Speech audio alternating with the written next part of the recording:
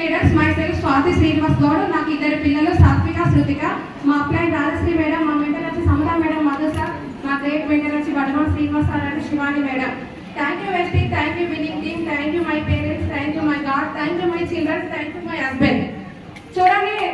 చూడండి leaders, last year ఇదే ఈ రోజున నేను ఒక జీరో, అదే ఇప్పుడు చూడండి ఒక సెలబ్రిటీ లాగా అయిపోయింది లీడర్స్ నా లైఫ్ అనేది. లీడర్స్ నేను ఎప్పుడు ఖాళీగా లేను. మా అమ్మ వాళ్ళది మాడకొండ దగ్గర అన్నారం గ్రామం, డిస్ట్రిక్ట్ కరీంనగర్. నేను పుట్టింది అన్నారం. అక్కడ ఇద్దరు అన్నయ్యలు, నేను ఒకదాన్ని. చాలా అల్లారు ముద్దుగా పెరిగాను లీడర్స్. నాకు అమ్మ వాళ్ళ కిరాణా షాప్ ఉండేది. కిరాణా షాప్లో కూర్చుంటుంటే స్కూల్కి వెళ్ళేదాని లైఫ్ నాది. అలాంటప్పుడు ఇంటర్లోనే నా మ్యారేజ్ చేశాను లీడర్స్. చేశాక పెళ్ళైంది, ఇద్దరు పిల్లలు అయ్యారు. అయిపోయాక మేము ఏం చేయాలని నేను ఆలోచించేటప్పుడు మా నాన్న, నా ఫ్రెండ్స్కి అప్పుడు జాబ్ వచ్చింది. ప్రతి ఒక్కరికి జాబ్ వచ్చే వరకు అమ్మ నాన్న ఏమనుకున్నారంటే, మన పాపను అప్పుడు తొందరగా మ్యారేజ్ చేశాము, అప్పుడు చేయకపోతే నా బిడ్డ కూడా ఒక జాబ్ చేసేది, కానీ ఇప్పుడు మ్యారేజ్ చేసిన నా బిడ్డ ఏం చేయలేకపోతుంది అని బాధపడేడు. మా నాన్న లేట్ లీడర్స్ 1.5 years అయితే తను జరిగిపోయి. అట్లాంటి క్రమంలో నేను ఎప్పుడు ఖాళీగా లేని లీడర్స్. నా పిల్లలు కొంచెం పెద్ద అయ్యాక నాకు బరువు బాధ్యత అనేది తెలిసినాక నేనేం చేసిన అంటే సారీ సమ్మేదాన్ని, ఇంట్లో చిట్టీలు రన్ చేసేదాన్ని, మగ్గ మార్పులు వేయించేదాన్ని, చాలా కష్టపడేది. అందరూ సిటీ నుంచి ఊర్లకు సారీ తీసుకొస్తే నేను ఊరు నుండి సిటీకి సారీ తీసుకెళ్ళాను. తీసుకెళ్ళేటప్పుడల్లా 50,000 స్టాక్ ఓన్లీ బస్సు ఎక్కుకుంటా దిక్కుంటా ఆటోలలో వెళ్ళుకుంటూ చేతులు ఇట్లా నొప్పి వచ్చినా తీసుకెళ్ళేది. అప్పుడు మా హస్బెండ్ ఏమన్నదంటే, ఏదో అట్లా చేస్తానో అనుకునేది, తనకు దీని గురించి తెలియకపోయేది, కానీ నా డబ్బులు ఎప్పుడు అడగకపోయేది. అట్లా నేను బస్సు ఎక్కి హైదరాబాద్ దిగేసరికి నాకు సగం స్టాక్ అనేది అయిపోయేటట్టు నేను ఫాలో చేసుకునేది అప్పుడు కూడా. ఎందుకంటే చిన్నప్పటి నుంచి బిజినెస్ మైండ్ కాబట్టి నేనేంటంటే అక్కడ చేరే వరకే నా స్టాక్ అయిపోవాలని అట్లా అమ్మేదాన్ని. అట్లా ఒక 15 లక్షల దాకా నేను సంపాదించాను. మా హస్బెండ్ తనను అడగకపోయేది, అవి నేను దాచుకునేది. ఆయనకు ఎప్పుడు ఇవ్వకపోయేది, ఆయన అడగకపోయేది. సరే పర్లేదు బాగానే ఉంది అని మా సార్ కూడా, ఆయన ఒక ఫార్మా కంపెనీలో వర్క్ చేస్తాడు, తనకు ఒక 1 lakh వస్తాయి. వచ్చినా అవి ఏంటంటే పిల్లల చదువు వీటికి సరిపోయేది.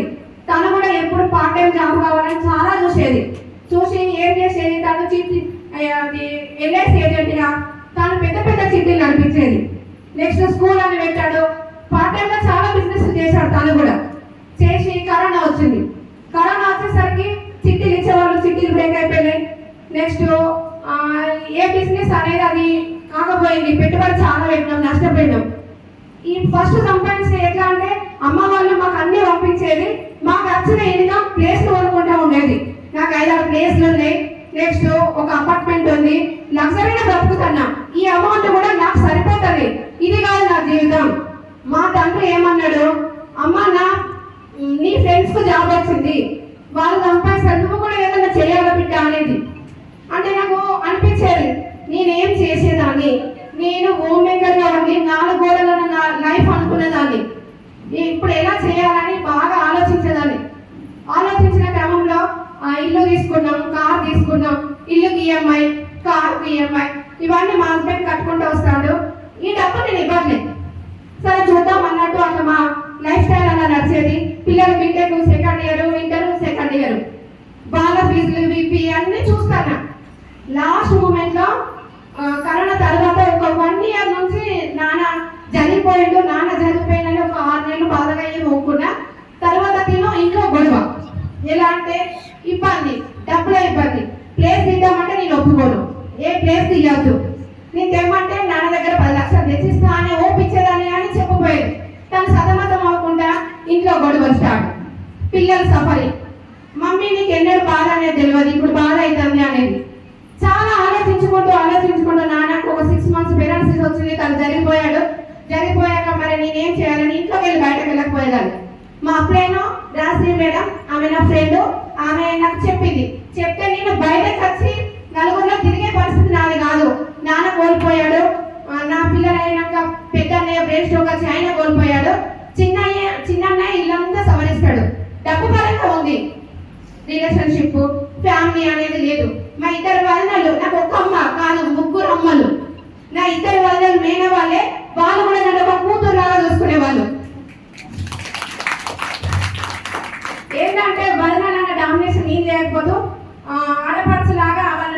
ఎప్పుడు చూడకపోయేదాన్ని. అలా మా లైఫ్ సాగుతూ ఉన్న క్రమంలో నాన్న ఇట్లా ఏమైనా చేద్దాం, మా నాన్న డ్రీమ్ ఇప్పుడు నేను ఫుల్ఫిల్ చేస్తానని గట్టిగా పట్టుకున్నాను. రాజశ్రీ మేడం చెప్పాక సరే చూద్దాంలే, నానైతే నలుగురిలో బయటకు వెళ్ళే ముఖం కాదు, నేను రానని సార్ ఫస్ట్ మీటింగ్ వెళ్ళించాను. తను విన్నాడు, వచ్చాడు. తర్వాత కొత్తపేటలో ఫిజికల్ మీటింగ్ అయితే తను వెళ్ళాక తను అక్కడ చూసి వచ్చి చెప్తే నేను నమ్మేదాకా నేను ఈ బిజినెస్ చెయ్యా, అట్లనే చిట్టీలు చేసినావు అవే చేసినావు అలానే చేసుకో అన్నట్టు నేను ఆలోచించి నెక్స్ట్ కొత్తపేట మీటింగ్ నేను వెళ్ళాక అక్కడ మన పట్టణ శ్రీనివాస్ సార్ అంటే శివానంద మేడం వాళ్ళకు నేను ఎల్లవేళలా కృతజ్ఞత చెప్పులు పాదాభివందనం చెప్తున్నాను. సార్ చెప్పింది ఒకటి తన లైఫ్ స్టోరీ. పాపకు పాల డబ్బా కొనలేని పరిస్థితి నుంచి పాప అడిగింది కొనగలుగుతున్నాను అని సార్ చెప్పడం నాకు చాలా బాగా ఇదనిపించింది.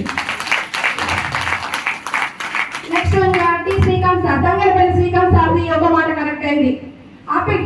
ఆపిల్ ఫోన్ అనేది ప్రతి ఒక్కరు ఇక్కడే కొనుక్కుంటారు. ఆల్రెడీ మా అల్లున్నది ఇద్దరికి ఉంది, కానీ అది కాదు జీవితం. దుబాయ్ పోయి తీసుకొచ్చుకుంటా ఈ రోజంతా రేపు వస్తా అంటారు. ఇదేంటి ఈ బిజినెస్ ఏంటిది? ఈ బిజినెస్ అంటే కిరాణా షాప్ చూశాను, అందులో నేను చాలా పొద్దున సాయంత్రం వరకు కూర్చున్నాను, నాకు ఇంత పని తెలియదు, కానీ అందులో ఇంత లాభం లేదు, ఇది బాగుంది అని నేను బయటకు వెళ్ళకుండా 5 నిమిషాలు వేస్ట్ చేయకుండా నైట్ 7 దాకా అన్ని రికగ్నేషన్. నా అదృష్టం ఏంటంటే ఆ రోజు పిన్ రికగ్నేషన్, ఇలాంటి పిన్ రికగ్నేషన్ కూర్చున్నాను. అప్పుడు చాలా బాగా అనిపించింది.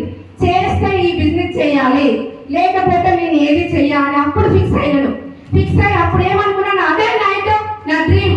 పడుకోవడం లేదు, నిద్ర లేవడం. ఆ లక్షలు ఎట్లా వస్తాయి చెప్పు, అవి ఎట్లా చేద్దాం చెప్పు అని మా హస్బెండ్ సతాయిస్తే తను ఏం చేసిండు, యూట్యూబ్ లో సెర్చ్ చేసి తను చూసి మేము ఎవరిని అడగలేదండి, అప్పుడే ఎవరిని అడగలేదు. నా బిజినెస్ అనుకున్నప్పుడు నేనే చేస్తా అన్నట్టు యూట్యూబ్ లో సెర్చ్ చేసి 100 PV తెచ్చాను. మామూలుగా అందరం చేసి మీరు 100 PVలో ఉండండి, మీరు 60 PVలో ఉండండి అంటే వాళ్ళు తీసుకుంటే మనకేమో లాభం అనుకుంటారు. కాల్ లీడర్స్ ఒక సెలబ్రిటీ ఇప్పుడు అయినా అంటే 100 PV నా సొంతగా నేను తెచ్చుకొని అవన్నీ ఇంట్లోకి వాడుకున్నాను. అందరు రిజల్ట్ బాగానే వచ్చింది. మామూలుగా నేను అప్పుడు సంపాదించిన సార్ కొంచెం బాధగా ఉన్నా కానీ 15 లక్షలు ఇచ్చిన చేతికి సార్స్ బిజినెస్. అభయం చేసింది మేడం, అభయం చేసిందని మీరు అనుకోగలరు.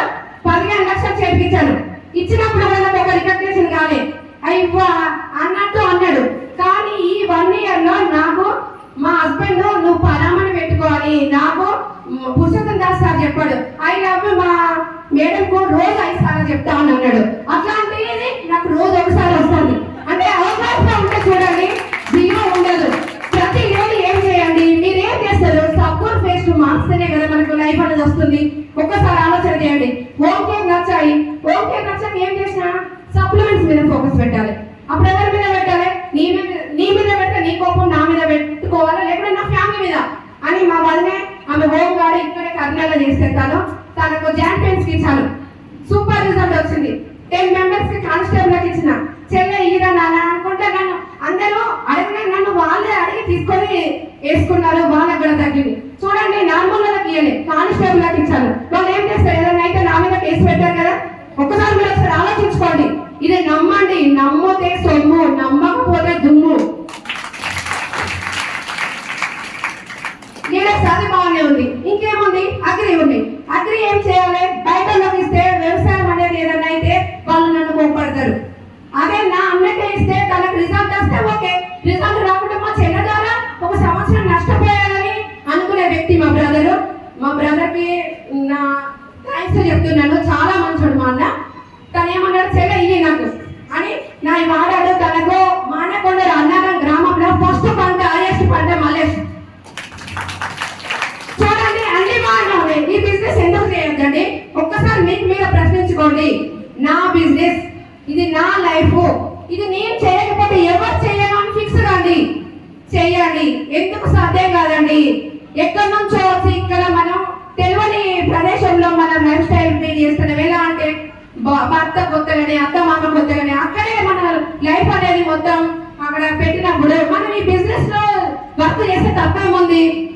సపోజ్ చేసి మారిస్తే లైఫ్ మారుతుంది అన్నప్పుడు కొంచెం ఓపిక, 1 సంవత్సరం కాదు 3 years 3 years పట్టుకొని ఉండండి. కాకపోతే అప్పుడు ఆలోచించండి. అలా నేను ఆలోచించుకున్నాను. నేను ఎప్పుడైనా నాకు బాధ అనిపించినా నేను ఈ గ్రౌండ్ పిన్ అట్టిగా రాలేదండి. కన్నీళ్ళు, కష్టాలు. ఒక్కొక్కసారి నేను అసలు నాకు ఒక అమ్మ వాళ్ళ ఇల్లు నా ఉన్న హైదరాబాద్ నేనున్న స్థలం తప్ప నాకు వేరే తెలియదు. మీటింగ్ లకు పోయి కొత్త ప్లేస్ లో పండుకొని ఏడిస్తే చెవులు నిండిన రోజులు కూడా ఉన్నాయి నాకు. స్వాతి మేడం బయటకు వచ్చి ప్లాన్ చెప్పదు అనుకుంటారు, కానీ స్వాతి మేడం ఫోన్లనే ఫాలో చేస్తుంది, ఫోన్లనే ప్లాన్ చెప్తుంది. నేనేం చేస్తాను, అది జూమ్ ద్వారా చెప్తాను. జూమ్ ద్వారా చెప్పి నేను వాడినే కదా, నాకేం భయం, చెప్తే వాళ్ళు కనెక్ట్ అవుతారు. నా టీం మెంబర్స్ కూడా అప్లైన్ దగ్గర సబ్మిషన్ తీసుకుంటాను, డౌన్ లైన్ లో సబ్మిషన్ ఇస్తాను. ఒక ఫ్యామిలీ లాగా వెళ్తాను. నాకు అన్నయ్య జరిగిపోయాడు, ఒక అన్నయ్య ఉన్నాడు, నాన్న జరిగిపోయాడు. కాబట్టి నేను ఒక్కదాన్నే కాబట్టి నా టీం మెంబర్స్ అందరి సిస్టర్స్ లాగా భావిస్తాను, నెక్స్ట్ బ్రదర్స్ లాగా భావిస్తాను, అలా చేసుకుంటాను. చూడండి, మామూలుగా నేను ఫ్రెండ్స్ సర్కిల్ చాలానే ఉంది. కిట్టి పాట, ఉమెన్స్ డే సెలబ్రేషన్స్ అంటే నేను అడగరాలు కానని నేను ఇంట్లోకి వెళ్ళి బయటకు వెళ్ళదు. కానీ లాస్ట్ ఎఫ్ఆర్ఏలో, మొన్న ఎఫ్ఆర్ఏలో 1000 మంది ముందు నేను ఉమెన్స్ డే సెలబ్రేషన్ చేసుకున్నాను. ఏమైందే స్వాతి, నువ్వు నేను ఎప్పుడు పిలిచినా రాలేదు, ఇప్పుడు అంత మందిలో చేసుకున్నామంటే అక్కడ నాకు పేరుంది, పేరు అనేది వచ్చింది. స్వాతి మేడం గ్రాండ్ డైరెక్టర్, ఎక్కడికి వెళ్ళినా నాకంటూ ఒక పేరుంది. పలాని గడిలంజయ్య జయలక్ష్మి కూతురు కాదు, స్వాతట అన్నారం పిల్లట, అంజయ్య కూతురట, 1 year లో 8 లక్షలు సంపాదించిందట. చూడండి, మా నాన్న బ్రతుకుంటే తను చాలా ఇదవుతుంటే నా కూతురు చూడు 10 మందిలో, మా నాన్న బయట 10 మంది ఉండగల నేను నిల్చోకపోయేదండి. అట్లాంటి దాన్ని ఇప్పుడు ఇంత మందిలో, మొన్న ఎఫ్ఆర్లో 1000 మందిలో రికగ్నేషన్ అయింది. ప్రతి లేడీ మీరు తలుసుకుంటే ఏదైనా సాధించగల శక్తి సామర్థ్యం ఉంది. కాబట్టి పట్టుకొని ఉండండి, కష్టపడండి. ఆ కష్టపడ్డ ఈ ఒక్కసారి సుఖపడితే ఆ బాధలన్నీ పోతాయి. Okay sir, thank you. Time ఎక్కువ లేనట్టుంది. Okay sir, thank you so much.